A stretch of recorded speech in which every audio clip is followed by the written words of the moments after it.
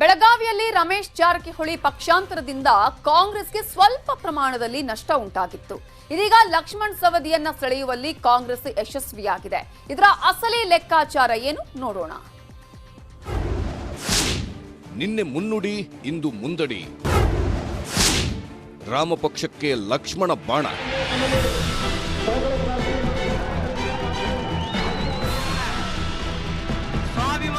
ನಿನ್ನೆಯಷ್ಟೇ ಬೆಂಬಲಿಗರ ಸಭೆಯಲ್ಲಿ ಸಿದ್ದರಾಮಯ್ಯ ಪರ ಮಾತಾಡಿ ಬಿಜೆಪಿ ವಿರುದ್ಧ ಗುಡುಗಿದ್ದ ಸವದಿ ಇಂದು ಕೈ ಹಿಡಿದೇ ಬಿಟ್ಟರು.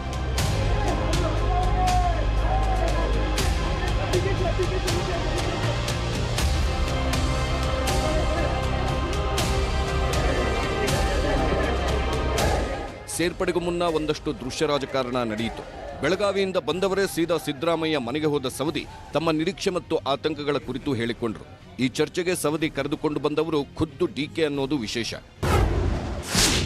ಕ್ಷೇತ್ರದ ಅಭಿವೃದ್ಧಿಗೆ ಮನ್ನಣೆ, ಬೆಳಗಾವಿ ಕಾಂಗ್ರೆಸ್ನಲ್ಲಿ ಮಣೆ. ಅಥಣಿ ಕ್ಷೇತ್ರದಲ್ಲಿ ಬಂಡಾಯ ಎದುರಾಗದಂತೆ ಸಂಧಾನ ಸಭೆ ಮಾಡಬೇಕು.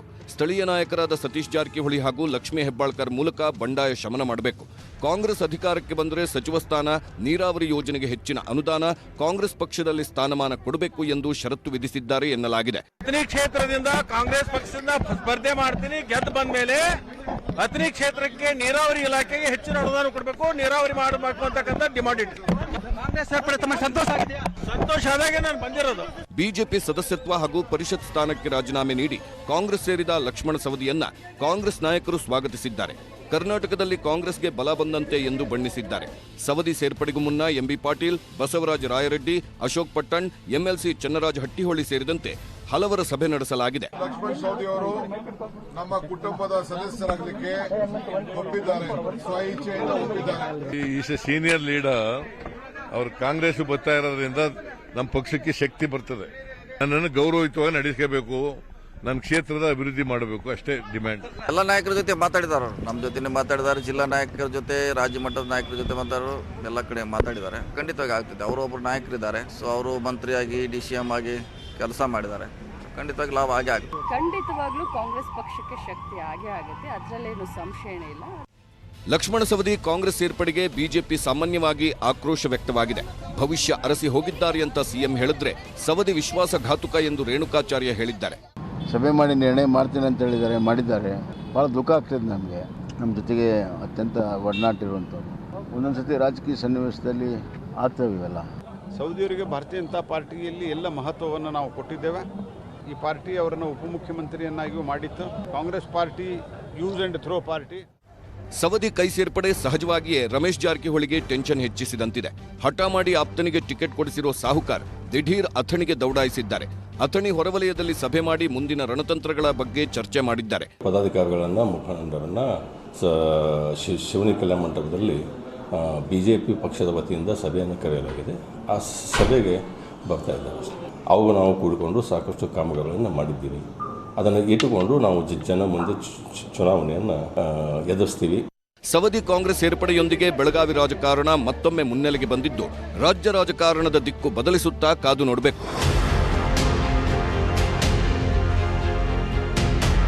Bureau report, news 18. Laxman Savadi Congress ಸೇರ್ಪಡೆಯಾಗಿದ್ದಾರೆ. ಲಕ್ಷ್ಮಣ್ ಸವದಿ ಕಾಂಗ್ರೆಸ್ ಸೇರ್ಪಡೆಯಿಂದ ಕಾಂಗ್ರೆಸ್ಗೆ ಏನೇನು ಲಾಭ, ಇದರಿಂದ ಬಿಜೆಪಿಗೆ ಏನು ನಷ್ಟ ಅಂತ ಒಂದೊಂದಾಗಿ ನೋಡ್ತಾ ಹೋಗೋದಾದ್ರೆ ಕಾಂಗ್ರೆಸ್ಗೆ ಸಾಕಷ್ಟು ಪರಿಣಾಮಗಳಾಗತ್ತೆ, ಸಾಕಷ್ಟು ರೀತಿಯ ಪ್ರಯೋಜನಗಳಾಗತ್ತೆ. ಆ ಪ್ರಯೋಜನಗಳನ್ನ ಒಂದೊಂದಾಗಿ ನೋಡ್ತಾ ಹೋಗೋಣ. ಕಾಂಗ್ರೆಸ್ಗೆ ಈಗ ಒಂದು ಅಲೆಯ ಸೃಷ್ಟಿಗೆ ಅನುಕೂಲ ಆಗತ್ತೆ. ಈಗ ಯಾವಾಗ ಲಕ್ಷ್ಮಣ್ ಸವದಿ ಅವರು ತಾನು ರಿಸೈನ್ ಮಾಡ್ತೀನಿ ಅಂತ ಹೇಳಿದ್ರು, ಅವರ ಜೊತೆ ಅನೇಕ ಹಾಲಿ ಶಾಸಕರು, ಮಾಜಿ ಶಾಸಕರು, ಹಾಲಿ MLCಗಳು, ಮಾಜಿ MLCಗಳು ಹೀಗೆ ಸಾಕಷ್ಟು ಸಂಖ್ಯೆಯಲ್ಲಿ ಕಾಂಗ್ರೆಸ್ಗೆ ಸೇರ್ಪಡೆ ಆಗೋದಕ್ಕೆ ರೆಡಿ ಆಗಿದ್ದಾರೆ. ಅದನ್ನ DK ಶಿವಕುಮಾರ್ ಹೇಳಿದ್ದಾರೆ, ಅದರ ಜೊತೆಗೆ ಲಕ್ಷ್ಮಣ್ ಸವದಿ ಅವರು ಹೇಳಿದ್ದಾರೆ. ಅವರು ಎಲ್ಲರ ಬಂದ್ರೆ ಯಾವ ರೀತಿಯಾಗಿ ಕಾಂಗ್ರೆಸ್ಗೆ ಅನುಕೂಲ ಆಗಬಹುದು, ಅವೆಲ್ಲವನ್ನ ಕೂಡ ಕಾಂಗ್ರೆಸ್ ಅದರ ಲಾಭವನ್ನ ಪಡೆಯಲಿದೆ. ಒಂದು ಅಲೆಯ ಸೃಷ್ಟಿಗೆ ಕಾಂಗ್ರೆಸ್ ಕಾರಣ ಆಗುತ್ತೆ. ಲಕ್ಷ್ಮಣ್ ಸವದಿ ಅವರ ಈ ಒಂದು ಬರುವಿಕೆ ಇದೆಯಲ್ಲ, ಅನೇಕ ಅನುಕೂಲಗಳಿಗೆ, ಅಲೆಯ ಸೃಷ್ಟಿ ಮಾಡೋದಕ್ಕೆ ಕಾರಣ ಆಗುತ್ತೆ. ಆಗುತ್ತೆ. ಇನ್ನು ಲಿಂಗಾಯತರ ಸೇರ್ಪಡೆ ಅನ್ನೋದು ಬಹಳ ವಿಶೇಷ ಪಾತ್ರವನ್ನ ಇಲ್ಲಿ ವಹಿಸುತ್ತೆ. ವೀರೇಂದ್ರ ಪಾಟೀಲ್ ಅವರ ನಂತರ ಕಾಂಗ್ರೆಸ್ನಲ್ಲಿ ಯಾವುದೇ ರೀತಿಯಂತಹ ಲಿಂಗಾಯತ ಬಣಜಿಗ ಸಮುದಾಯ ಇರಲಿಲ್ಲ, ಸಾಕಷ್ಟು ರೀತಿಯ ಮನ್ನಣೆ ಸಿಕ್ಕಿರ್ಲಿಲ್ಲ ಅವರಿಗೆ, ಅಂತಹ ನಾಯಕರು ಇರಲಿಲ್ಲ ಅಂತ ಹೇಳಲಾಗ್ತಾ ಇತ್ತು. ಆದ್ರೆ ಈಗ ಲಕ್ಷ್ಮಣ್ ಸವದಿಯವರ ಈ ಸೇರ್ಪಡೆ ಇನ್ನಷ್ಟು ಬಲವನ್ನ ಕೊಟ್ಟಿದೆ. ಲಿಂಗಾಯತರಿಗೆ ಇನ್ನು ಆ ಮತಗಳನ್ನ ಪಡ್ಕೊಳ್ಳೋದಿಕ್ಕೂ ಕೂಡ ಸಾಧ್ಯ ಆಗ್ತಾ ಇದೆ ಕಾಂಗ್ರೆಸ್ಗೆ. ಈ ಹಿಂದಿನ ಸಂದರ್ಭದಲ್ಲಿ ನಾವು ನೋಡಿದ್ವಿ, ಸಾಕಷ್ಟು ಒಡೆಯುವ ನೀತಿಯನ್ನ ಅನುಸರಿಸಲಾಯಿತು ಲಿಂಗಾಯತ ವೀರಶೈವ ವಿಚಾರಕ್ಕೆ ಸಂಬಂಧಪಟ್ಟಂತೆ, ಆವಲ ಆಕ್ರೋಶ ಇತ್ತು. ಆದ್ರೆ ಈಗ ಇವರ ಈ ಸೇರ್ಪಡೆಯಿಂದ ಲಿಂಗಾಯತರ ಒಂದಷ್ಟು ಮತಗಳನ್ನ ಬುಟ್ಟಿಗೆ ಹಾಕಿಕೊಳ್ಳುವಂತಹ ಪ್ರಯತ್ನವನ್ನ ಮಾಡೋದನ್ನ ನಾವಿಲ್ಲಿ ಗಮನಿಸಬಹುದು. ಅವರ ಮತಗಳು ಸಿಕ್ಕಿರೋದ್ರಿಂದ ಕಾಂಗ್ರೆಸ್ಗೆ ಇನ್ನಷ್ಟು ಲಾಭ ಆಗುವಂತಹ ಎಲ್ಲಾ ಚಾನ್ಸಸ್ ಕೂಡ ಇದೆ. ಇನ್ನೊಂದು ಕಡೆ ಆ ಅನುಕೂಲಗಳನ್ನು ನಾವು ಗಮನಿಸೋದಾದ್ರೆ ಅಕ್ಕಪಕ್ಕದ ಜಿಲ್ಲೆಗಳಲ್ಲೂ ಪ್ರಭಾವ ಉಂಟಾಗುವಂತಹ ಸಾಧ್ಯತೆ ಇದೆ. ಈಗ ಆಗ್ಲೇ ಹೇಳ್ತಾ ಇದೆ, ಅನೇಕ ಶಾಸಕರು ಹಾಗೆಯೇ ಮಾಜಿ ಶಾಸಕರು MLCಗಳು ಇವರೆಲ್ಲರೂ ಕೂಡ ಬರ್ತಾರೆ. ಆ ಒಂದು ಬರುವಿಕೆ ಇನ್ನೂ ಅನೇಕ ಜಿಲ್ಲೆಗಳಿಗೆ ಅದರ ಲಾಭ ಸಿಗುವಂತಹ ಚಾನ್ಸಸ್ ಇದೆ. ಬಾಗಲಕೋಟೆ, ವಿಜಯಪುರ ಆಗಿರ್ಬೋದು, ಹೀಗೆ ಅನೇಕ ಜಿಲ್ಲೆಗಳಲ್ಲೂ ಕೂಡ ಇವರ ಈ ಬರುವಿಕೆಯಿಂದ ಪ್ರಭಾವ ಉಂಟಾಗುವಂತಹ ಸಾಧ್ಯತೆ ಇದೆ. ಬೇರೆ ಬೇರೆ ಜಿಲ್ಲೆಗಳ ನಾಯಕರು ಗೆಲ್ಲುವಂತಹ ಸಾಧ್ಯತೆ ಇದೆ. ಆ ಮತಗಳು ಬರುವಂತಹ ಸಾಧ್ಯತೆ ಇದೆ. ಕೇವಲ ಲಿಂಗಾಯತ ಮತಗಳು ಮಾತ್ರ ಅಲ್ಲ, ಲಿಂಗಾಯತ ಬಣಜಿಗ ಮತಗಳನ್ನು ಕೂಡ ಸೇರಿಸಿಕೊಂಡು ಆ ಮತಗಳನ್ನ ಕಾಂಗ್ರೆಸ್ ತನ್ನ ತೆಕ್ಕೆಗೆ ತೆಗೆದುಕೊಳ್ಳುವಂತಹ ಎಲ್ಲಾ ಸಾಧ್ಯತೆಗಳನ್ನ ನಾವಿಲ್ಲಿ ಗಮನಿಸಬಹುದು. ಒಂದು ಕ್ಷೇತ್ರ ಅಂತ ಹೇಳಿದ್ರೆ ಖಂಡಿತ ಅಲ್ಲ, ಹೀಗೆ ಬೇರೆ ಬೇರೆ ಅಕ್ಕಪಕ್ಕದ ಜಿಲ್ಲೆಗಳಲ್ಲೂ ಇದರ ಲಾಭ ಆಗುತ್ತೆ. ಆಗ್ಲೇ ಹೇಳಿದಾಗೆ ಗಾಣಿಗ ಉಪಜಾತಿಯ ಮತಗಳ ಆಕರ್ಷಣೆಯನ್ನ ಪಡೆಯೋದ್ರಲ್ಲಿ ಕಾಂಗ್ರೆಸ್ 100% ಸಕ್ಸಸ್ ಆಗುವಂತಹ ಎಲ್ಲಾ ಸಾಧ್ಯತೆಗಳಿದೆ. ನಾನು ಹೇಳ್ತಾ ಇದ್ದೆ, ವೀರೇಂದ್ರ ಪಾಟೀಲ್ ಆದ ನಂತರ ಈ ಸಮುದಾಯದವರು ಯಾರು ಕೂಡ ಕಾಂಗ್ರೆಸ್ನಲ್ಲಿ ಇಲ್ಲ ಅನ್ನೋದನ್ನ. ಹಾಗಾಗಿ ಈ ಮತಗಳು ಹೆಚ್ಚಿನ ಪ್ರಮಾಣದಲ್ಲಿ ಕಾಂಗ್ರೆಸ್ಗೆ ಬರುವಂತಹ ಸಾಧ್ಯತೆ ಇದೆ. ಈಗಾಗಲೇ ಅವರ ಬೆಂಬಲಿಗರ ಪಡೆಯನ್ನ ನೋಡಿದ್ರೆ, ಅವರ ಆ ಸಮುದಾಯದವರು ಅವರಿಗೆ ಸಪೋರ್ಟ್ ಅನ್ನ ನೋಡ್ತಾ ಇದ್ರೆ ಆ ಮತಗಳು ಕನ್ವರ್ಟ್ ಆಗುವಂತಹ ಚಾನ್ಸಸ್ ಕೂಡ ಇದೆ ಕಾಂಗ್ರೆಸ್ಗೆ. ಅದೇ ರೀತಿಯಾಗಿ ಬೆಳಗಾವಿ ರಾಜಕಾರಣದ ಜಿದ್ದಾಜಿದ್ದಿಯನ್ನ ನಾವಿಲ್ಲಿ ಗಮನಿಸಬಹುದು. ಈಗ ಸತೀಶ್ ಜಾರಕಿಹೊಳಿ ಅವರು ನಮಗೆ ಯಾವುದೇ ರೀತಿಯಾದಂತಹ ಸಮಸ್ಯೆ ಇಲ್ಲ, ಅವ್ರು ಬಂದಿರೋದು ನಮಗೆ ಸಾಕಷ್ಟು ಲಾಭನೇ ಆಗತ್ತೆ, ಪ್ರಯೋಜನನೇ ಆಗತ್ತೆ ಅಂತ ಹೇಳ್ತಾರೆ. ಇನ್ನೊಂದು ಕಡೆ ಲಕ್ಷ್ಮೀ ಹೆಬ್ಬಾಳ್ಕರ್ ಅವರು ಕೂಡ ಈಗ ತನ್ನದೇ ಆದಂತಹ ಪ್ರಾಬಲ್ಯವನ್ನ ಇಟ್ಟುಕೊಂಡು ಇವರನ್ನ ಸೆಳೆಯುವಂತಹ ಪ್ರಯತ್ನ ಮಾಡಿದ್ದಾರೆ. ಬಟ್ ಇಲ್ಲಿ ಸಾಕಷ್ಟು ರೀತಿಯಾದಂತಹ ಜಿದ್ದಾಜಿದ್ದಿಯ ರಾಜಕಾರಣ ಆಗುವಂತಹ ಸಾಧ್ಯತೆಯೂ ಕೂಡ ಇದೆ. ಬೆಳಗಾವಿ ರಾಜಕಾರಣ ಅಂತಾನೆ ಹೇಳಿದ್ರೆ ನಿಮ್ಗೆ ಎಲ್ರಿಗೂ ಗೊತ್ತಿದೆ, ಜಿದ್ದಾಜಿದ್ದಿಯ ಪೈಪೋಟಿಯ ಒಂದು ರಾಜಕಾರಣ ಅಲ್ಲಿ ಇದೆ. ಆ ಭಾಗದಲ್ಲಿ ಇನ್ನೂ ಹೆಚ್ಚಿನ ರಾಜಕಾರಣ ನಡೆಯುವಂತಹ ಚಾನ್ಸಸ್ ಕೂಡ ಇದೆ. ಆ ಭಾಗದಲ್ಲಿ ಹೆಚ್ಚಿನ ನಾಯಕರ ನಡುವೆನೆ ಪೈಪೋಟಿ ಆಗುವಂತಹ ಸಾಧ್ಯತೆ ಇರೋದನ್ನ ನಾವಿಲ್ಲಿ ಗಮನಿಸಬಹುದು. ಇಷ್ಟು ಮಾತ್ರ ಅಲ್ಲ, ನಾನು ಆಗ್ಲೇ ಹೇಳಿದೆ, ಒಂದ್ ಕಡೆ ರಾಜಕಾರಣದ ವಿಚಾರ ಆದ್ರೆ ಮತ್ತೊಂದು ಕಡೆ ಲಿಂಗಾಯತ ನಾಯಕರ ನಡುವೆನೆ ಸ್ಪರ್ಧೆ ಉಂಟಾಗುವಂತಹ ಸಾಧ್ಯತೆ ಇದೆ. ಎಂ ಬಿ ಪಾಟೀಲ್ ಆಗಿರ್ಬೋದು, ಈಶ್ವರ್ ಖಂಡ್ರೆಯ ವಿಚಾರ ಆಗಿರ್ಬೋದು, ಇವರೆಲ್ಲರೂ ಕೂಡ ಈಗ ಎಲ್ಲರೂ ಕೂಡ ಯಾವುದೇ ರೀತಿಯಾದಂತಹ ಸಮಸ್ಯೆ ಇಲ್ಲದಾಗೆ ಇವರನ್ನ ಸೇರ್ಪಡೆ ಮಾಡ್ಕೊಂಡಿದ್ದಾರೆ. ಯಾವುದೇ ರೀತಿಯ ಅಸಮಾಧಾನ ಇಲ್ಲ, ಆಕ್ರೋಶ ಇಲ್ಲ. ಆದ್ರೆ ಇದು ತಾತ್ಕಾಲಿಕನ ಅಥವಾ ಶಾಶ್ವತವಾಗಿ ಯಾವುದೇ ರೀತಿಯ ಅಸಹನೆ ಇರ್ಲಿಕ್ಕಿಲ್ವಾ, ಇವರ ನಡುವೆ ಸ್ಪರ್ಧೆ ಇರೋದಕ್ಕೆ ಚಾನ್ಸಸ್ ಇಲ್ವಾ ಅನ್ನುವಂತಹ ಪ್ರಶ್ನೆಯನ್ನು ಕೂಡ ಹುಟ್ಟು ಹಾಕಿರೋದನ್ನ ನಾವಿಲ್ಲಿ ಗಮನಿಸಬಹುದು. ಇದು ಲಿಂಗಾಯತ ನಾಯಕರು ಮಾತ್ರ ಅಲ್ಲ, DK ಬೆಂಬಲಿಗ ಪಡೆಗೆ ಒಂದು ದೊಡ್ಡ ಮಟ್ಟದ ಬಲ ಕೊಟ್ಟಿದೆ. ಈಗ ಸಿದ್ದರಾಮಯ್ಯ ಬಣ, DK ಶಿವಕುಮಾರ್ ಅವರ ಬಣ ಅಂತ ನೋಡಿದ್ರೆ ಲಕ್ಷ್ಮೀ ಹೆಬ್ಬಾಳ್ಕರ್ ಅವರೀಗ ಇವತ್ತು ನಾವು ನೋಡಿದ್ವಿ, ಚನ್ನರಾಜ ಹಟ್ಟಿಹೊಳಿ ಅವರೇ ಇವರನ್ನ ನೇರವಾಗಿ ಕರ್ಕೊಂಡು ಬಂದ್ರು. ಲಕ್ಷ್ಮೀ ಹೆಬ್ಬಾಳ್ಕರ್ ಅವರ ಗುಂಪಿನಿಂದ ಇನ್ನೊಂದು ದೊಡ್ಡ ಮಟ್ಟದ ಒಂದು ಅಸ್ತ್ರ ಇಲ್ಲಿ ಬಂದಿದೆ. ಲಕ್ಷ್ಮೀ ಹೆಬ್ಬಾಳ್ಕರ್ ಮೂಲಕ ಈಗಾಗಲೇ ಲಕ್ಷ್ಮಣ್ ಸವದಿ ಅವರನ್ನ ಕರೆತರುವಂತಹ ಪ್ರಯತ್ನ ಆಗಿದೆ. ಇದು DKಶಿ ಬೆಂಬಲಿಗ ಪಡೆಗೆ ಮತ್ತಷ್ಟು ಶಕ್ತಿಯನ್ನ ತುಂಬಿದೆ, ಮತ್ತಷ್ಟು ಬಲವನ್ನ ಕೊಟ್ಟಿದೆ ಅನ್ನೋದ್ರಲ್ಲಿ ಯಾವುದೇ ರೀತಿಯಾದಂತಹ ಅನುಮಾನ ಇಲ್ಲ. ಇನ್ನು ಬಿಜೆಪಿಗೆ ಏನೆಲ್ಲ ನಷ್ಟ ಆಗಿದೆ ಲಕ್ಷ್ಮಣ್ ಸವದಿ ಅವರು ಈಗ ಕಾಂಗ್ರೆಸ್ಗೆ ಸೇರ್ಪಡೆ ಆಗೋದ್ರಿಂದ ಅಂತ ನೋಡೋದ್ರಿಂದ, ಆಲ್ರೆಡಿ ಪಕ್ಷನಿಷ್ಠ ನಾಯಕನನ್ನ ಕಳೆದುಕೊಂಡಂತಹ ಸಂಕಟ ಇದೆ. ಲಕ್ಷ್ಮಣ್ ಸವದಿ ಅವರೇ ಕಣ್ಣೀರು ಹಾಕ್ತಾ ಸಾಕಷ್ಟು ವಿಚಾರಗಳನ್ನ ಹೇಳ್ಕೊಂಡ್ರು, ನಾನು ಯಾವ ರೀತಿಯಾಗಿ ಪಕ್ಷಕ್ಕೆ ನಿಷ್ಠನಾಗಿದ್ದೆ ಅಂತ. ಆದ್ರೆ ಬಿಜೆಪಿಯವರು ಆ ವಿಚಾರವನ್ನ ಬೇರೆ ರೀತಿಯಲ್ಲಿ ಹೇಳ್ತಾರೆ, ಅದು ಬೇರೆ ಮಾತು. ಆದ್ರೆ 20-25 ವರ್ಷದಿಂದ ಪಕ್ಷ ಏನೆಲ್ಲ ಹೇಳ್ತೋ ಆ ಎಲ್ಲ ಕೆಲಸವನ್ನ ನಾನು ಮಾಡ್ಕೊಂಡು ಬಂದೆ, ಕೊನೆಗೆ ನನ್ನ ಬೆನ್ನಿಗೆ ಚೂರಿ ಹಾಕುವಂತಹ ಕೆಲಸ ಆಯ್ತು ಅಂತ ಹೇಳಿ ಲಕ್ಷ್ಮಣ್ ಸವದಿ ಅವರು ಹೇಳ್ತಾನೆ ಬಂದಿದ್ದಾರೆ ಈಗ. ಸೊ ಪಕ್ಷ ನಿಷ್ಠ ಅನ್ನುವಂತಹ ಒಂದು ಹಣೆಪಟ್ಟಿ ಏನು ಲಕ್ಷ್ಮಣ್ ಸವದಿಗೆ ಇತ್ತಲ್ಲ, ಇವತ್ತು ಕೂಡ ಮಾತನಾಡುವಾಗ ಹೇಳಿದ್ರು, ಹೇಳಿದ ಮಾತನ್ನ ಅವರು ಉಳಿಸಿಕೊಳ್ಳಿಲ್ಲ, ಮೋಸ ಮಾಡಿದ್ರು ಅನ್ನುವ ಮಾತನ್ನ ಹೇಳಿದ್ರು. ಆ ನಾಯಕನನ್ನ ಕಳೆದುಕೊಂಡಂತಹ ಸಂಕಟ ಈಗ ಬಿಜೆಪಿಯ ಮೇಲೆ ಆರೋಪ ಬಂದಿರೋದನ್ನ ಗಮನಿಸಬಹುದು. ಅವರ ಬೆಂಬಲಿಗರ ಆಕ್ರೋಶ ಕೂಡ ಅದೇ ಇದೆ.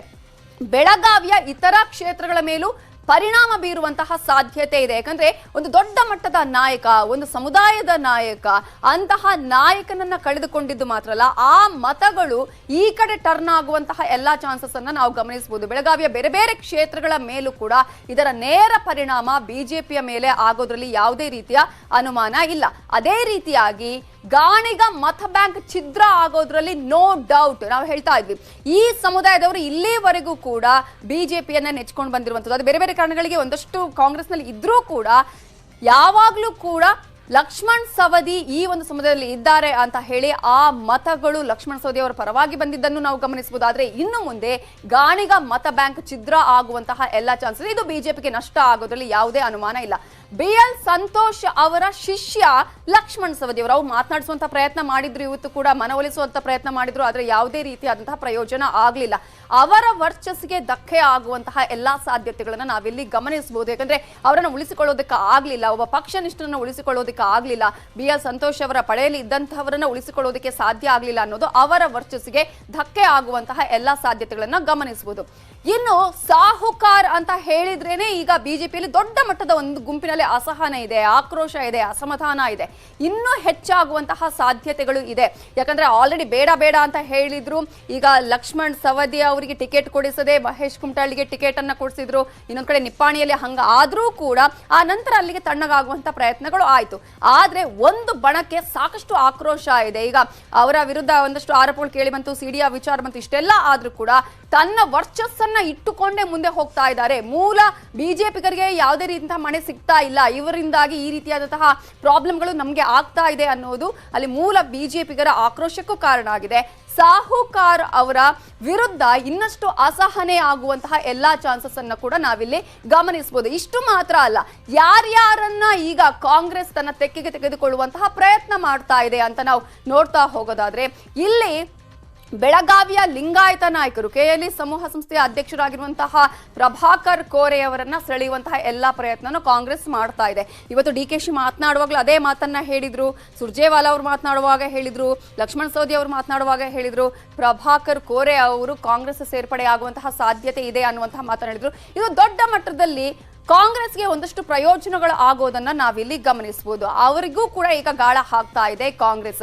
ಈಗ ಎಲೆಕ್ಷನ್ ಟೈಮ್ ಅಲ್ಲಿ ಇವೆಲ್ಲವೂ ಕೂಡ ಒಂದಷ್ಟು ಪರಿಣಾಮ ಬೀರೋದಂತೂ ಗ್ಯಾರಂಟಿ. ಮತ್ತೊಂದು ಕಡೆ ಈಗಾಗಲೇ ರಾಮದುರ್ಗ ಬಿಜೆಪಿಯ ಶಾಸಕರಾಗಿರುವಂತಹ ಮಹದೇವಪ್ಪ ಯಾದವಾಡ ಅವರನ್ನು ಕೂಡ ಕಾಂಗ್ರೆಸ್ಗೆ ಸೇರ್ಪಡೆಗೊಳಿಸುವಂತಹ ಪ್ರಯತ್ನಗಳು ಆಗ್ತಾ ಇದೆ. ಇವರಿಂದ ಯಾವ ರೀತಿಯ ಪ್ರಯೋಜನಗಳು ಆಗಬಹುದು ಅಂತ ನಾವು ನೋಡ್ತಾ ಹೋಗೋದಾದ್ರೆ, ಈಗ ಒಬ್ಬೊಬ್ಬರು ಆಪ್ತರಿರೋದನ್ನ ನಾವು ನೋಡ್ತಾ ಇದೀವಿ. ಸಾಕಷ್ಟು ರೀತಿಯಂತಹ ಆಕ್ರೋಶಗಳು ಕೂಡ ವ್ಯಕ್ತ ಆಗ್ತಾ ಇದೆ. ನಮಗೆ ಟಿಕೆಟ್ ಸಿಗ್ಲಿಲ್ಲ, ನಮ್ಮನ್ನ ಇಲ್ಲಿ ಗುರುತಿಸಲಿಲ್ಲ, ನಾವಿಷ್ಟು ಆಪ್ತರಾದ್ರು, ನಾವಿಷ್ಟು ವರ್ಷಗಳ ಕಾಲ ಸೇವೆಯನ್ನ ಸಲ್ಲಿಸಿದ್ರು, ಯಾವುದೇ ರೀತಿಯ ಇಲ್ಲಿ ನಮಗೆ ಲಾಭ ಆಗ್ಲಿಲ್ಲ ಅಂತ ಹೇಳಿ. ಹಾಗೆ ಚಿಕ್ಕನಗೌಡರು BSY ಆಪ್ತರು, ಅವರಿಗೂ ಕೂಡ ಟಿಕೆಟ್ ಸಿಗ್ಲಿಲ್ಲ. ಈ ಹಿನ್ನೆಲೆಯಲ್ಲಿ ಅವರು ಆಕ್ರೋಶಗೊಂಡಿದ್ದಾರೆ. ಅವರು ಒಂದಷ್ಟು ರೀತಿಯಾದ ಸಮಸ್ಯೆಗಳನ್ನ ಈಗ ಮಾಡುವಂತಹ ಎಲ್ಲಾ ಚಾನ್ಸಸ್ ಇರೋದನ್ನ ನಾವಿಲ್ಲಿ ಗಮನಿಸಬಹುದು.